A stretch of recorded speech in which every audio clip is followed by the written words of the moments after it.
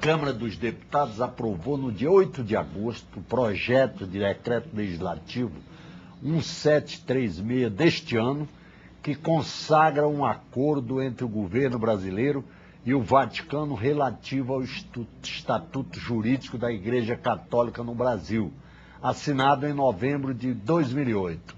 O tratado ratifica normas já cumpridas no Brasil sobre o ensino religioso, o casamento e a prestação de assistência espiritual em presídios e hospitais. Alvo de críticas de evangélicos e agnósticos, o projeto está em tramitação no Senado. Para debater o tema, convidamos os deputados Bonifácio de Andrada, do PSDB de Minas, que foi relator do projeto na Comissão de Relações Exteriores, e André Zakharov, do PMDB do Paraná. Deputado Bonifácio de Andrada. Aqui foi membro da Comissão de Relações Exteriores. Também da Comissão de Relações Exteriores. E teve uma atuação lá importante e significativa. Sim, sem dúvida. Como vinculado e representante do grupo dos cristãos evangélicos. Certo. Deputado Bonifácio de Andrada, o senhor foi o relator, recomendou a aprovação do decreto aqui na Câmara. Mas o senhor não ignora as críticas que evangélicos e agnósticos têm feito ao projeto. Quantas, né? E continuamos. Como é que o senhor vê essas críticas? Eu acho que realmente é compreensível, né? Nós sabemos que a divergência faz parte da própria natureza humana, né? Ela tem que ser realmente, ela tem que existir, e até é bom que haja, porque ela é criadora, ela é incentivadora das pessoas. Contraditório, né? Contraditório é importante, né? E fixa, às vezes, as posições de cada um e dá a cada um aquele respaldo, que eu diria, subjetivo, interior, de estar cumprindo ali com a sua consciência e com o seu dever. Esse projeto foi muito debatido, foi amplamente debatido, esse projeto de decreto legislativo foi muito debatido, teve momentos curiosos. Fui procurado por vários grupos representativos de diversas ideias e correntes religiosas e até também agnósticas, né? E pude sentir assim bem presente, quanto no Brasil são fortes os grupos, digamos assim, vinculados às diversas tendências, né? Tendências de crenças e de religião. Na Comissão de Relações Exteriores o debate foi muito prolongado, foi muito aceso, né? Compareceram ali representantes da vida intelectual e universitária do país, fizeram a sua colaboração, representantes também dos grupos religiosos, inclusive do grupo católico, né? O presidente da CNBB compareceu lá numa reunião que teve de um grupo da Comissão de Relações Exteriores, você compareceu lá, vamos dar um Geraldo, né? Eu não estive presente nessa reunião, né? E também compareceu a representante do Itamaraty, porque na realidade todo esse projeto, ele é obra de atividade do Itamaraty, do Ministério das Relações Exteriores. O atual Ministério das Relações Exteriores teve contato lá com o Vaticano e que, com outras áreas do governo, organizou o projeto, e mandou o projeto com o decreto legislativo para a Câmara dos Deputados, né? Isso é obra do governo Lula, através do Ministério das Relações Exteriores. De modo que chegou lá, veio para o Congresso Nacional, do Congresso foi para a Câmara, da Câmara foi para a Comissão de Relações Exteriores, onde houve um amplo debate. Depois foi para o plenário da Câmara. O plenário da Câmara aprovou o decreto legislativo num ambiente de grande debate. E, inclusive, surgiu também, foi aprovado, um projeto regulamentando as atividades religiosas no Brasil de um modo geral. Então, o que foi aprovado na Câmara, os dois documentos foram aprovados na Câmara e foram para o Senado. O Senado parece que aprovou o acordo, o decreto legislativo referente ao acordo internacional. O Senado já aprovou? Já aprovou da Câmara, do governo brasileiro. Então já é lei, né? Não é lei ainda, porque tem que haver, se não me engano, algumas formalidades por parte do Presidente da República e por parte da Santa Sé. Formalidades apenas, acho que decretos tem que fazer atos quaisquer. Formalidades só. Na prática foram aprovados. E na Câmara, no Senado está sendo discutido esse projeto relativo à regulamentação das religiões. E um deputado tentou apresentar uma emenda na Comissão de Relações Exteriores e foi dissuadido, né? Sim. Foi dissuadido por um dos parlamentares com a tese de que o tratado não podia ser emendado. Ou aprova ou rejeita. Aí é uma questão de direito internacional, né? Geralmente os tratados não são alterados, né? O órgão legislativo diz sim ou não, aceita ou não aceita. Agora, se não aceitar, o governo, então, que traz para promover um outro tratado, né? O deputado Regis Oliveira classificou de inconstitucional uma autoridade de professor de Direito da Universidade de São Paulo. Mas não foi só ele, né? Muita gente considerou inconstitucional, né? Eu também. E aqui, como deputado, tem um trabalho, aliás, um trabalho de sustentação jurídica muito forte, que me impressionou, né? Defendendo essa tese da inconstitucionalidade da decisão. Deputado André Zaccaroli, Sim. como é que o senhor vê o tratado? Eu vejo O o senhor tratado- que é uma autoridade do meio eclesiástico, mas Sim, mas eu... evangélico. Acima né? de tudo, eu analiso o aspecto legal. Nós vivemos numa sociedade pluralista. E já temos uma Constituição que é laica. Há 120 anos que a nossa Constituição prevê, e não houve nenhuma alteração, em relação à separação da Igreja e do Estado. Agora surge, pela primeira vez, aliás, pela segunda, eu vou explicar por quê. A primeira vez no Congresso, para ser analisado, um acordo com uma igreja. Eu reconheço o Estado do Vaticano como um Estado atípico, juridicamente, mas ele, na realidade, ele não cumpre aqueles itens básicos para a Constituição do Estado. É um Estado dentro do Estado italiano. Exatamente, mas veja bem, Tarcísio, ele tem uma área de 44 hectares apenas. Não vamos comparar com uma nação como o Brasil. Tem uma população de menos de 1.000 habitantes. Ok? E o governo é exercido pelo Papa, que é o primaz da Igreja Católica. Então, na realidade, é um Estado religioso. Nós não podemos assinar com o Vaticano um Estado para a importação e exportação de bens agrícolas, de comércio ou indústria, porque ela não produz nada, certo? Então ele é tipicamente religioso. E a população de 1.000 e tantas pessoas, Também. composta de altos dignitários da igreja. Sim, não tem 1.000. O último censo era 800 habitantes. Então, eu digo, já começa por aí. Então, o que se justificou tanto na discussão era que é um Estado entre dois, era um acordo bilateral entre dois Estados. Mas, na realidade, o que nós estamos tratando era de um assunto completamente e totalmente religioso.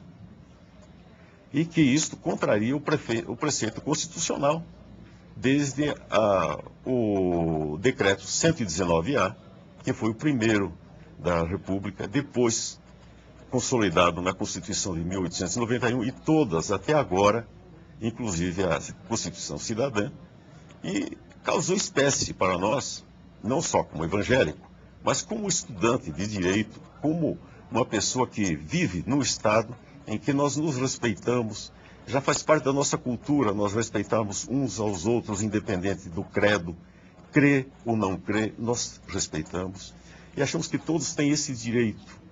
E agora surge esse tratado.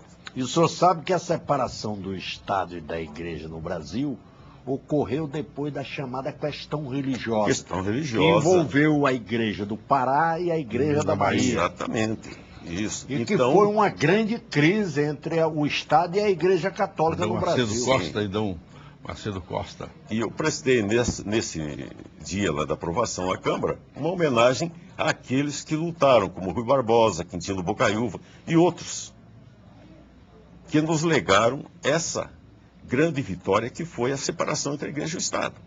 No final do ano passado, do século XVIII, quando as grandes correntes migratórias vieram para o país, fruto do desenvolvimento também da nossa agricultura, com o café, e também a libertação dos escravos, uma série de outros movimentos, sentia-se a necessidade de gerar esta liberdade. E até a própria Igreja Católica também, com o fim do padroado, ela comemorou isso. Porque havia uma ingerência tão grande do Estado na Igreja Católica. Então, para a Igreja Católica também foi bom e boa essa separação. Agora, para nós, quando chega na Comissão de Relações Exteriores, esse tratado, e uma das primeiras coisas que foram propostas foram audiências públicas. E o deputado Bonifácio sabe bem, nós levamos quase 2 meses discutindo se fazíamos ou não fazíamos audiência pública. E eu vi, assim, colegas nossos que são a favor do contraditório, que são a favor de que a coisa seja tornada pública e que haja uma discussão ampla, se posicionando contra a audiência. E no fim nós limitamos, havia uma pessoa do Itamaraty, que foi a ministra, a embaixadora Maria Edileuza, que foi quem negociou o tratado, e veio uma pessoa da academia, que foi a professora Roseli Schneemann, de São Paulo. Mas não tivemos mais participantes. Eu acho que este é um assunto que interessa a comunidade brasileira como um todo. Como disse, aos que creem e aos que não creem. E deveríamos ter um debate tão amplo, maior do que foi a questão do armamento, do desarmamento. E talvez levarmos até uma consulta pública, porque afeta a todos nós. E o que nós não queremos é que haja discriminação. Não hajam dois tipos de cidadãos, os católicos e os não católicos. E com esse tratado ficou claramente oficializado que existem dois tipos de cidadãos, os católicos e os não católicos. O ensino religioso católico e de outras religiões, quer dizer, nós somos as outras. E o ensino católico vai pregar o quê? O catecismo, dizer que a Igreja Católica é a única, verdadeira, santa, como diz lá nos dogmas da Igreja. E como é que nós ficamos? E quem é que vai pagar esse professor? E esse material todo? E onde é que está o laicismo, então? Onde é que está a isonomia? Isso é um primeiro ponto só. Mas o deputado falou, nós não colocamos uma posição contrária a ele, embora respeitamos muito os argumentos dele. A questão não é bem esta, né? A questão não é bem com o Vaticano, é com a Santa Sé. A Santa Sé é uma entidade internacional, cujo o titular é o Papa, que mora no Vaticano. E o acordo foi feito com a Santa Sé. E realmente é um acordo religioso, isso não tem dúvida nenhuma. Tanto é que é um acordo que visa o estatuto religioso da Igreja Católica. Que é um Estado no Brasil. peculiaríssimo. Agora acontece o seguinte. Não, mas acontece o seguinte, é que o Estado é laico, mas a nação é religiosa. O Estado é laico, o Estado ele não pode ser religioso, ele não pode ajudar essa ou aquela religião, ele não pode intrometer na vida religiosa. Sim, mas ele não pode intrometer na vida religiosa. Mas ele tem que respeitar, tem que apoiar, tem que dar garantias às diversas religiões que aqui existem. No caso da Igreja Católica, é uma questão jurídica curiosa. Acontece que a Igreja Católica, por ter o seu comando lá em Roma, no Vaticano, Santa Sé, ela não tem um chefe aqui no Brasil. Então ela não tinha estatuto para sua existência aqui no Brasil. Na realidade, os próprios patrimônios da Igreja Católica no Brasil, até esse acordo, era discutível, porque ela não tinha um estatuto jurídico que lhe desse garantias. Então precisava desse estatuto para ter garantias como religião. Já a Assembleia de Deus, já os luteranos, já os batistas, eles têm chefes, têm dirigentes aqui no país. E esses dirigentes, então, fazem o seu estatuto, de acordo com a orientação que eles têm da sua fé. Se bem que a Igreja, a Santa Sé, tem representante no Brasil. Não, mas aí isso é outra coisa, isso é embaixador como entidade internacional. Eu digo do ponto de vista jurídico, né? Qualquer das denominações religiosas existentes no Brasil tem o seu estatuto registrado em cartório. E resolve o seu problema. A Igreja Católica não tinha. Então precisava disso. Bem, então a Igreja Católica fez esse acordo aqui com o Brasil. Agora, isso não é uma coisa incomum hoje em dia. Na Espanha, por exemplo, nós temos o governo espanhol, ele tem acordos iguais a esse, não só com a Igreja Católica, como com a Assembleia de Deus, com a Igreja Luterana. Não, a Opus Dei não é religião, é outro grupo, né? Ela tem diversas... A Opus Dei é uma organização... Mas não é uma religiosa. Não é uma organização assim que tem... Quer dizer, então, a Espanha, por exemplo, tem convênios com a Assembleia de Deus, tem convênio com os luteranos, tem convênios até com a Igreja Islâmica, com a Igreja Judaica. Então, é comum no mundo inteiro os governos terem convênios com organizações religiosas, sem se intrometer na vida delas, mas para dar garantias a elas, para elas viverem. Assim também na Espanha. Na Alemanha, o acordo do governo alemão com a Igreja Luterana e com a Igreja Católica é de tal ordem, que é curioso, que o próprio cidadão que se diz luterano, ele paga um imposto que o governo arrecada e entrega à Igreja Luterana. O senhor acha que esse precedente pode estimular outros acordos do governo brasileiro com outras religiões? Pode sim. Há cerca de 100 países no mundo, aliás, há 100 acordos desse tipo nos diversos países do mundo. E na América Latina não existe muito, mas também existe no Equador. E aí na Argentina é enorme, porque a Argentina até poucos anos atrás, alguns 20 anos atrás, a Igreja Católica era a igreja religiosa lá. Então hoje há esses acordos entre os governos e as religiões para dar apoio à atividade religiosa. Por quê? Porque a atividade religiosa é muito importante. Os governos modernos não podem desconhecer a fé, a crença, o desejo de exprimir os seus sentimentos perante Deus, ou perante a vida e perante a morte. Os governos têm que respeitar isso. Então esses acordos que existem na Espanha, em Portugal, na Alemanha, na Itália, até na Itália o governo italiano tem acordo com a Assembleia de Deus, que é muito forte. É a Assembleia de Deus, e tem acordo com os próprios luteranos também. Então os acordos são generalizados. Mas no Brasil, isso não ocorreu. O Brasil é interessante desde, como disse aqui o deputado, desde a proclamação da República, quando houve a separação do Estado da Igreja, essa questão de tentar fazer acordos da Igreja com o governo nunca existiu. A única coisa que existiu no ponto de vista da Igreja Católica foi quando o governo Arthur Bernardes, em 1926, quando se reconheceu a Santa Sé como entidade internacional, o que todos os países do mundo reconhecem, a Santa Sé como entidade internacional, e receberam então o núncio apostólico como embaixador da Santa Sé. De modo que, embora eu acho que há um posicionamento jurídico contra isso tudo, mas isso é hoje comum no mundo inteiro. Isso é comum no mundo inteiro. E nós estamos fazendo isso.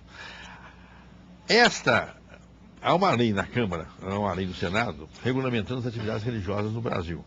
Mas há quem defenda a tese de que cada uma dessas denominações religiosas deva ir ao presidente da República, deve ir aos poderes públicos do Brasil e fazer um acordo diretamente com o governo federal, como foi feito na Igreja Católica. Se amanhã a liderança principal da Assembleia de Deus, os luteranos no Brasil, se aproximar do presidente da República e levar lá um texto de um acordo, até pode ser semelhante da Igreja Católica, um texto de um acordo, nós aqui na Câmara, eu estou 100% favorável a que seja assinado esse acordo, esse protocolo, porque acho que faz parte da complexidade da vida moderna, né? O Estado é laico, mas ele tem que reconhecer muito a importância da vida religiosa. Ué, meu Deus, anteontem eu vi nos jornais em São Paulo a multidão enorme de evangélicos lá em São Paulo se movimentando. O que é uma força enorme que a religião tem, né? Que merece por parte do poder público um respeito muito grande. E daí que eu acho que não só acordos com a Igreja Católica, como acordos com outras igrejas devem ser feitos no país para prestigiar a ação religiosa. O senhor acha que abre oportunidade para esse tipo de acordo? Isso é inviável. Eu apelo para a inteligência do nosso deputado Bonifácio. Mas na Espanha tem. E do todo o povo brasileiro. Mas na Espanha tem. É impossível. A Espanha pode ter com uma igreja, com outra, mas não um acordo religioso como este, do cunho que é este aqui. Este tem E a Espanha é um país tradicionalmente muito católico. Muito católico, e Portugal também. E assinaram concordatas para desfazer algumas barbaridades ocorridas no governo Franco e no governo Salazar. E só pode uma concordata ser alterada por uma outra. Então o senhor sabe disso. Houve essa alteração. Houve essa alteração para beneficiar o povo e para reduzir a ingerência da igreja no Estado. Foram do Hitler e de outros. Então a Igreja Católica, ela é muito política também. Por causa essa mistura do Estado, Santa Sé e Vaticano, cria uma confusão muito grande. Nós não temos nenhuma outra igreja evangélica ou cristã que tenha um Estado. Não há possibilidade. Tem, a Inglaterra. A Inglaterra não é. Não, a rainha da Inglaterra, ela é a chefa da igreja anglicana. E a anglicana não é evangélica. Hein? Ela pode ser cristã, mas ela ela não é considerada evangélica. Não, mas ela é cristã. Então não é nem batista, nem presbiteriana, sim, mas é cristã. Não é da Assembleia de Deus, sim, mas não é presbiteriana. Mas é cristã. Acredita em Deus, em Jesus Cristo. Sim. Prestigia a Virgem Maria. Mas a igreja anglicana é forte. Vamos para o nosso Foi o Henrique VIII que rompeu. Começou para casar de novo. Então vamos sugerir o seguinte. O presidente da República hoje, faça um grande plebiscito no país. Ele não promulgou esse acordo ainda. Não promulgou, e para pacificar ainda a nossa nação nesse aspecto, a população deveria ser ouvida. E vamos chamar todos para assinar alguma coisa parecida, ou então vamos eliminar o que foi feito e fazer prevalecer a Constituição, que tem funcionado tão bem durante 120 anos. Por que nós precisamos agora prever isenção para os templos? se a Constituição já garante. Já tem. A personalidade jurídica, se o nosso Código Civil recentemente aprovado. Mas Estamos juntos por isso. Mas já não tem. Já não tem personalidade A jurídica, CNBB né? Agora que vai ter. Não pode nenhum órgão exercer aqui dentro alguma atividade sem ter seu CNPJ. E eles têm. Quer E as dizer que eu acho que entidades. devia fazer a um CNBB plebiscito. tem. Eu acho. A CNBB tem, que mas a paróquia não tem. Não deveria promulgar este acordo, transformá-lo em lei interna, porque ele hoje é um acordo internacional. E para ter validade tem que ser transformado num decreto presidencial. Exatamente. Então, para isso, eu apelo ao bom senso do presidente, apelo ao bom senso de toda a assessoria do governo e a população que peça. Se o deputado acha que todos devem ter o mesmo direito, vamos voltar à origem. A Constituição já nos assegura isso. Então, nós não precisamos nada disso. E eu vou dizer mais um outro. Tem um tratado que foi assinado pelo presidente Sarney em 1989, que não cumpriu o previsto na Constituição, no artigo 49. Esse acordo deveria ter vindo para o Congresso para ser discutido, e não veio. É sobre o quê? Há 20 anos ele está em vigor. Ele é sobre assistência jurídica às Forças Armadas. O Papa indica um arcebispo... Assistência religiosa. Assistência religiosa. O Papa indica um arcebispo, que é chamado aqui de arcebispo militar. Ele está dentro do Ministério da Defesa, no mesmo andar praticamente do ministro, com todas as regalias. Ele tem hoje um status de general de divisão. Esse acordo não passou pelo Congresso, Tarcísio. O povo precisa saber disso. O capelão? Não é capelão, ele é o ordinariado militar, que foi criado uma estrutura... É o principal dentro. titular. Acontece o seguinte, o Papa O João senhor Paulo... sabe que a Igreja Católica do Brasil está entrelaçada com a formação histórica do país. Desde a colônia, desde os tempos coloniais. Sim. Então, a ligação entre a Igreja e a sociedade brasileira é muito forte. Mas esse acordo não é lá de trás, esse acordo é de agora. Foi um forte. acordo secreto, que foi assinado pelo presidente Sarney e não veio para o Congresso, não cumpriu as suas disposições legais. Eu pedi um parecer à nossa assessoria legislativa da Câmara e disse que isso não existe no ordenamento jurídico brasileiro. Então ele é inválido. Se é inválido, todas as despesas feitas até agora deveriam ser ressarcidas. O nosso governo construiu uma catedral aqui em Brasília, uma catedral militar. Isso é uma discriminação. Se a lei é para todos, construa também para todos. E por quê? O senhor vê que a Catedral de Brasília é hoje um monumento mundialmente Não é esta aqui, é a Catedral Militar. Não, eu Não digo estou a lhe falando. catedral que está aqui na esplanada claro dos que é. ministérios. É um monumento. Mas ninguém está falando isso. Concebido pelo gênio do Oscar Niemeyer, Sim, que é um senhor. ateu. Que é um ateu. Mas arquitetonicamente, mundialmente consagrado. Mas, Tarcísio, você está concordando, então, de que esses atos são discriminatórios. Ele está dando preferência e privilégios a uma religião, quando a Constituição diz que não. Nós somos todos iguais perante a lei. Claro. E temos que respeitar as minorias. E as minorias de todos. Os judeus, os afros, todos. Os budistas, os muçulmanos. Mas o Então, acordo há um vem pluralismo plural, tão grande. Não, mas o acordo vem regularizar isso tudo. Não veio. Ele veio piorar essa situação. Veio regularizar. Não, ele veio discriminar. Inclusive essa questão que o ilustre deputado está levantando, a questão da autoridade militar religiosa, né? Sim. O acordo agora resolve. Não resolve. Porque pôs lá, esse acordo foi assinado. Mas eu levantei, eu fiz um voto separado. Sabe? Mas estava lá. Anteriormente o assunto era discutido. Atenção, o tempo, infelizmente, está Só posso dar uma explicação, então. Eu preparei um voto em separado, não houve possibilidade, não foi considerado para ser votado como alternativa ao voto do eminente relator. O que previa? É que nós aprovamos 2 tratados num só. Por uma astúcia, por alguma, eu não sei como qualificar aqui, foi embutido nesse tratado aquele outro que não veio. Um dos militares. Dos militares, mas sem ser apreciado. Então, isto aqui é inconstitucional mais uma vez. Nós aprovamos 2 tratados num só, o senhor sabe disso. Mas, aliás, os senhores entraram no Supremo, não entraram Eu no não Supremo. entrei, mas Ó, depois de nosso tempo tá promulgado, esgotado, vai chover infelizmente. ações em cima do presidente Lula. Infelizmente. E ele vai ser cobrado na eleição do ano que vem. Infelizmente eu vou ter que encerrar agradecendo aqui a presença dos deputados Bonifácio de Andrada, do PSDB de Minas Gerais, e André Zacarol, do PMDB do Paraná. Queremos Muito uma obrigado nação pela livre audiência e isonômica. Até o próximo Brasil em Debate.